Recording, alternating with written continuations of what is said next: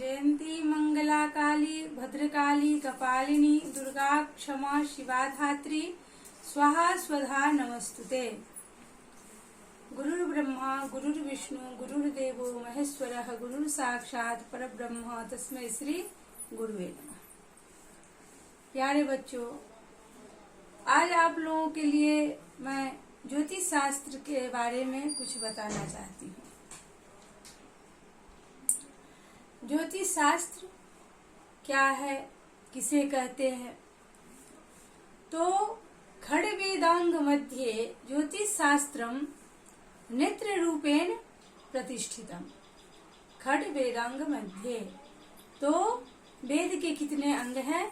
6 अंग हैं। वेद के 6 अंग हैं। तो कहा भी गया है कि सिद्धांत संहिता होरा रूपं स्कंध त्रयात्मकम वेदस्य निर्मलं चक्षु ज्योतिष शास्त्रम कलमशम। तो सिद्धांत संहिता और होरा 3 स्कंध कहे गए हैं। ज्योतिष शास्त्र के कितने स्कंध कहे गए हैं? 3 स्कंध कहे गए हैं। कौन कौन से? सिद्धांत, संहिता, होरा। पहला हुआ सिद्धांत, जिसे हम गणित भी कहते हैं। क्या कहते हैं? उसे गणित कहते हैं। गणित किसे कहते हैं? सिद्धांत भाग को हम गणित भी कहते हैं। और सिद्धांत संहिता, दूसरा भाग क्या है? संहिता और होरा। तो सिद्धांत जिसे गणित भी कहते हैं, ये एक भाग में आ जाता है।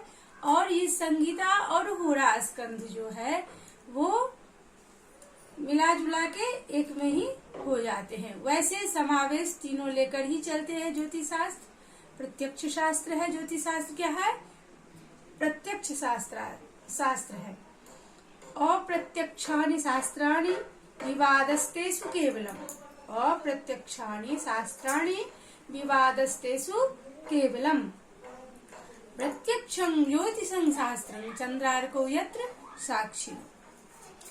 तो सभी शास्त्र सर्वमान्य है, लेकिन यहाँ पर हमारे विद्वजन कहे हैं कि अप्रत्यक्षानि शास्त्राणि, जितने भी शास्त्र हैं उनको कोई प्रमाण ऐसा देखा नहीं गया है या प्रमाणित अप्रत्यक्ष है, जिसका कुछ प्रत्यक्ष प्रमाणित जो बातें हैं वो नहीं कहा जा सकता है। लेकिन प्रत्यक्षम ज्योतिषं शास्त्रम चंद्रार्को यत्र साक्षिणो। तो चंद्रार्को यत्र साक्षिणो, चंद्र अर्क, चंद्र मने चंद्रमा और अर्क मने सूर्य, जिसके साक्षी हो। तो चंद्रार्को यत्र साक्षिणो, जिसके सूर्य और चंद्रमा साक्षी हो, ऐसा शास्त्र है। क्या है? तो हमारे ज्योतिष शास्त्र है। जब हमारे विश्वविद्यालय पंचांग में या अनेक अपराजिता हो, मिथिला हो, अनेक बनारस का पंचांग हो, बहुत सारे पंचांग हैं, तो उसमें लिखा रहता है कि इतने बजे से इतने बजे तक सूर्योदय काल है। तो उसी समय में सूर्य का उदय होता है। यदि 6:30 शाम में यदि लिखा हुआ है कि अस्त होते हैं सूर्य, तो उसी समय में सूर्य अस्त होते हैं। तो इसी से पूरा प्रत्यक्ष हो जाता है। हमारा क्या हो जाता है? तो ज्योतिष शास्त्र। तो प्रत्यक्षम ज्योतिषं शास्त्रम चंद्रार्को यत्र साक्षिणो, जिसके सूर्य और चंद्रमा दोनों साक्षी हो, ऐसा शास्त्र कौन सा शास्त्र है? तो हमारे ज्योतिष शास्त्र है। काल विधान शास्त्रम ज्योतिष शास्त्रम। समय काल किसे कहते हैं? समय को काल कहते हैं। पूर्व जन्मार्जित जो कर्म हम करते हैं, वही हमारे इस जन्म में जन्म कुंडली के निर्माण में वो भाग्य के रूप में परिवर्तित होता है। जन्म कुंडली क्या है? पूर्व जन्मार्जित जो हम अर्जन कर्म करके आते हैं, अच्छा या बुरा, उसी का इस जन्म में फल भोगना, वही है ज्योतिष शास्त्र। वही कुंडली में नवग्रहों के द्वारा निर्माण होता है। क्या निर्माण होता है? तो हमारा जन्म कुंडली निर्माण हो जाता है। जो हम शुभ या अशुभ कर्म करके आते हैं, वही इस जन्म में जन्म कुंडली के द्वारा उसी का निर्माण, भाग्य का निर्माण होता है। सुख दुख, जीवन मरण, जस अपजस, जितने भी हमारे जिंदगी में घटना घटित होते हैं। सब किससे होते हैं? जन्म कुंडली के द्वारा ही घटित होते हैं। जब शुभ ग्रह की महादशा या अंतरदशा आती है तो हम शुभ फल प्राप्त करते हैं, अनेक प्रकार के भौतिक सुख सुविधाओं से संपन्न होते हैं। लेकिन वही जब क्षीण अस्त पापक ग्रहों की दशा आती है तो हम विकल हो जाते हैं और अनेक तरह के यातनाएं भोगते रहते हैं। तो हमको लगता है कि देखिए ये क्या हो रहा है, हमारे साथ क्या हो रहा है।